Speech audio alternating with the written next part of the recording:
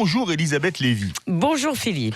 Vous voulez revenir sur la chute de PDG de McDonald's. Eh oui, on l'a appris le 4 novembre. Vous savez, il y a une semaine, le conseil d'administration du géant du fast-food a décidé de congédier Steve Easterbrook. Ce Britannique de 52 ans qui dirigeait l'entreprise depuis 4 ans n'a pourtant pas démérité. Certes, il n'a pas réussi à stopper la baisse des ventes parce que nous mangeons mieux, mais la cote de l'action a doublé sous sa présidence. Eh bien, cela n'a pas suffi pour que les membres du conseil d'administration lui pardonnent d'avoir transgressé le règlement intérieur de l'entreprise et attenté à ses valeurs. En effet, il a commis une terrible faute.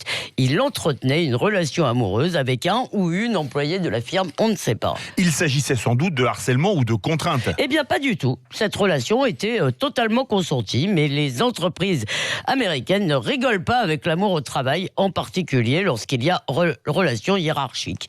En partie par prudence, parce que sans doute pour éviter les procès futurs, mais aussi en grande partie par puritanisme. Ainsi, les juges américains protègent-ils les bonnes mœurs et même le mariage. En 2012, la Cour suprême avait validé le licenciement d'une assistante dentaire dont la présence, visiblement agréable au sens, mettait en péril, a dit la Cour suprême, le mariage de son patron.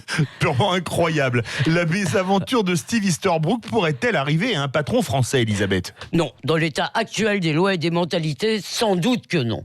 Normalement, dès lors qu'il y a consentement, les patrons n'ont aucun droit de demander à leurs salariés avec qui et dans quelle position ils s'adonnent au luxe et à la fornication, comme le chantait Brassens.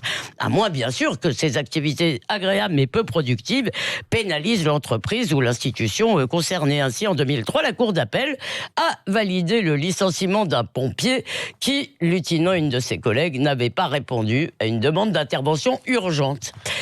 Cependant, comme nombre d'inventions déplorables du politiquement correct, le puritanisme américain, qui a tendance à confondre séduction et agression, eh bien, il fait chaque jour des progrès dans notre pays, et des projets peut-être, des progrès dans notre pays où, après la vague MeToo, c'est le désir masculin lui-même qui est suspect. Je vous parlerai demain d'une haute décision inquiétante en matière de vie privée. En attendant, si vous voulez travailler chez McDo, n'y allez pas comme vous êtes. Rappelez-vous au contraire que le secret accroît le plaisir. Eh bien, ma chère Elisabeth Lévy, nous resterons dans le stupre et la luxure. Très bien. Merci à vous. Au revoir. Bonne journée.